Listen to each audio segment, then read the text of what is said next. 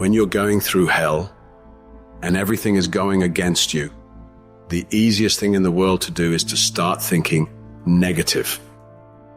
It's easy to go through life holding on to things that are weighing us down. Guilt, resentment, doubt, worry. The problem is when we allow these things in, they're taking up space for the good things that should be there. Imagine your life is like a container.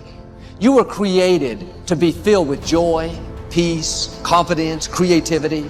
But if you allow worry in, it pushes out the peace. There's not space for both. You can't go above 100%. You have a limited amount of room. If you allow guilt to take up space, that's space that you don't have for the confidence you need. Most people will let their present physical results control their way of thinking. They're emotionally involved in it. They think it's an accident that the same results keep reoccurring. That's no accident. If you've got a financial problem, if you've got a cash flow problem, if you've got a marital problem, that's what most people concentrate on. If a doctor takes a photograph of your body and then tells you you're sick and shows you you're sick, what's the person concentrate on? Sickness. What's the photograph prove? The photograph proves that the person has been concentrating on something wrong to move their body into that vibration. What should they do? They should ask for help. Where does it come from? There's only one source, and they see perfect health, or they see prosperity. But the cynics don't believe this. It's a strange thing, the cynics don't get results either. Quit letting your present results control your thinking. Don't let life change your name. Don't let it change your name. Don't you be nasty just because they're nasty. Don't you be hateful just because they're hateful. Don't you be vengeful just because they're vengeful. Don't lose yourself in your situation. Don't let your situation eat up yourself. You've got to get grounded. You've got to train your mind to serve you. Meditation is one of the ways in which you can do that. Reading is one of the ways that you can do that. Listening to music is one of the ways that you can do that. Exercise is one of the ways in which you can do that. Things that you can do to still your mind, to clear your thoughts so you can think.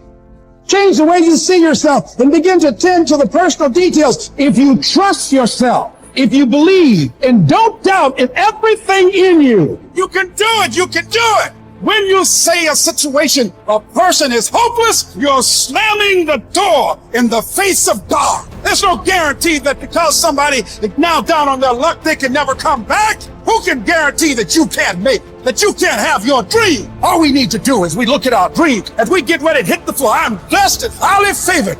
Don't let circumstances turn you around. Don't let hard times turn you around. Whatever you're experiencing, you know that this too shall pass. That you have the ability to make it happen. Why? You got a sense of entitlement. I deserve this, and whatever I have to do, I'm willing to step up into face life and grab it in a collar and say, give it up, because it's mine.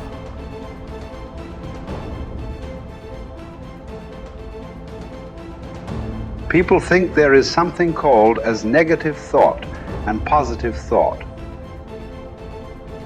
They want to remove the negative thoughts and have only positive thoughts. For such people, I would ask them to just experiment for 10, 15 seconds. Let them forcefully remove one thought from their mind. For example, next 10 seconds, just don't think of a monkey. Try not to think of a monkey. For next 10 seconds, you will see you will be full of monkeys. So what I am saying is, this is the nature of your mind, because in this mind, all the three pedals are throttle. There is no brake, there is no clutch. Whatever you touch, it will only go faster. In this kind of mind, people have been taught from moral teachers and religious teachers, do not think about bad things. Well, since then, it's been a full-time job. So there is no way you can handle the mind like this. This doesn't need any great enlightenment. If you spend 2 minutes with your eyes closed, you will realize you cannot do anything forcefully with this mind. So, I want to remove negative thoughts. Do not ever go in this direction, because what you want to remove will become your quality. Always you will be on it. So, what should I do? The thing is this: without understanding the fundamental mechanism of this mind, because our mind, human mind is the most sophisticated computer on the planet. Even all the supercomputers have come out of this.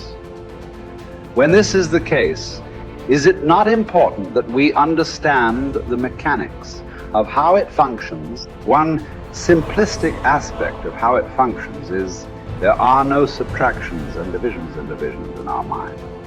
There is only addition and multiplication. If you try to do something with it, it will say one more. If you try hard, it will multiply into many more. In this mind, you don't try to identify what is positive, what is negative, and try to remove it. First of all, one needs to understand this mind of yours. This body of yours is supposed to serve you.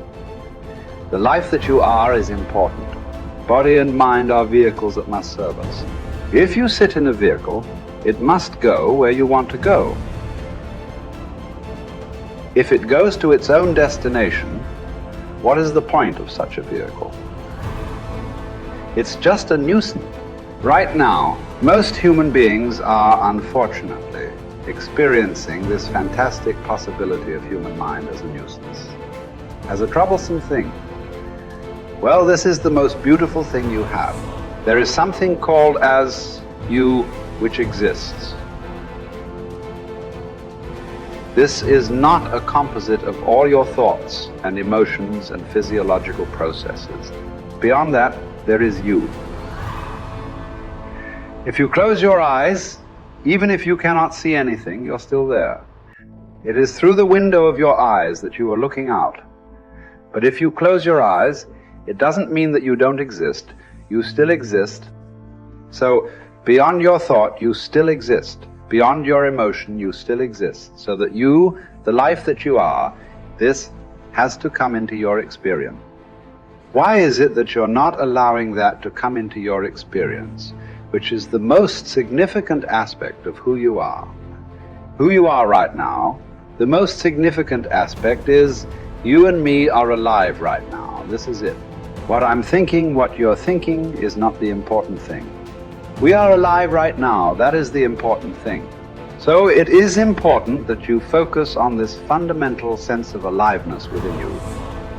And then you will see there is a natural distance between you and your thought process. Once there is a distance between your psychological process and your physiological process, this is the end of suffering. Because there are only two kinds of suffering that human beings go through: physical suffering and mental suffering. Once you create a little space between you and your mind, between you and your body, this is the end of suffering.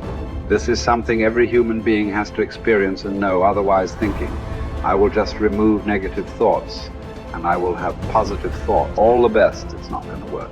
100% it's not going to work, because nobody can remove it. They can avoid it for some time. So when negative thoughts come, you say whatever you want, but this is just avoiding, it's not gone. The moment you stop that, it will pop back with great force. Otherwise, it will come back in your dreams. So it's very important. First of all, you need to understand your anger, your resentment, your fear, your anxieties, the negativity that you generate. Generally resentment, anger, it is always directed towards somebody. But we need to understand this is poisons that we are drinking and expecting somebody else to die. Fortunately, life doesn't work like that.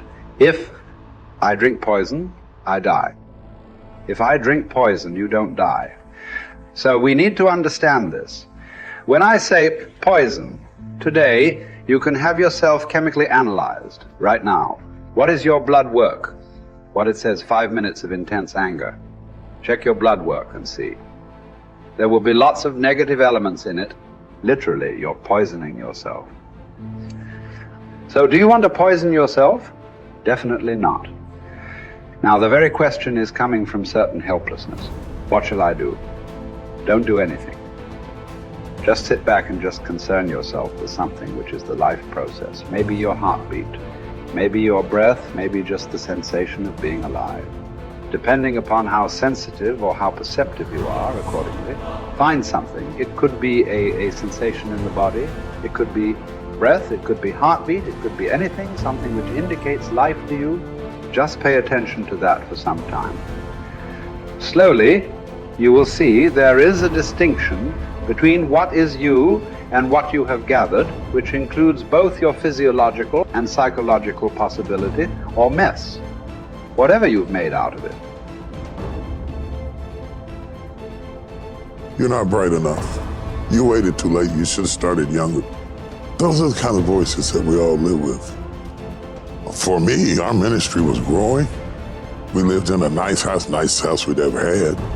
Driving a nice car, living from paycheck to paycheck, making it.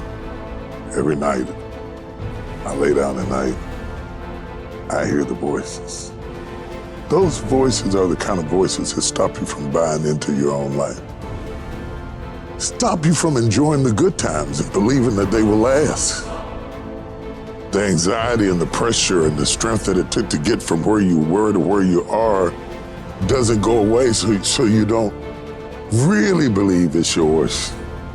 You're driving it, but you don't really believe it's yours. And you're scared to relax and really rest in whatever it is or whoever it is. And the enemy always has some sort of tool or memory or situation that he uses to terrify you, even though the good times are here and the dream is there, and the blessing is there, and the goodness is there. But there's always this haunting, nagging defiance that says, don't you relax. You're not worth it. You don't deserve it. And it's not going to last. Resting in what God has done is often more difficult than receiving what God has done. To rest in it, to believe that it will last, to believe that you will last, that love will last, that life will last, that good times will come, that things will be better, is difficult because of the voices.